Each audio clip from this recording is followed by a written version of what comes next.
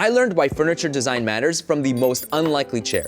This is the Ellie recliner, and if it looks like it belongs in a hospital, that's because it does, and that's on purpose. You can't just drop something like an Eames lounge chair in a hospital room because that would clash with everything else going on. So they had to design this thing to fit in a hospital space. But we all know how cold and unwelcoming hospitals can be, which is why they added all of these wooden accents to their chair. When we want to recharge, what do? We go outside, we go out into nature. There's something about that that makes us feel refreshed. It's also the reason why we want to decorate our homes with things like wood and with plants. But if you're a patient in a hospital room, you're not able to go outside, and you can't bring wooden furniture into the hospital space because wood is porous. You can't sanitize it. That would be really unsafe for the other patients. That's why this company created a brand new material that looks like wood, but it's non-porous and it can be bleached over and over again. The backrest of the chair is slightly elevated on the left and right side, and that's because the designer, Von Robinson, saw his older parents constantly slouching over in their recliners, and that's because they lost core muscles needed to sit upright in a chair. And you can imagine that if you've just been cut open, you're not gonna have the muscles to be able to hold yourself upright either.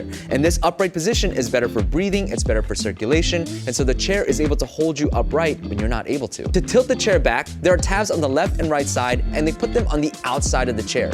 They did this because if you can't use your body like you used to, do you want to be constantly reminded of how helpless you are? You want someone always up in your space to hit that tab because you can't do it? Do you want constantly a nurse reaching over you all the time? You got to get out of the way. That reminds you of how helpless you are? This is why furniture design matters, and this is how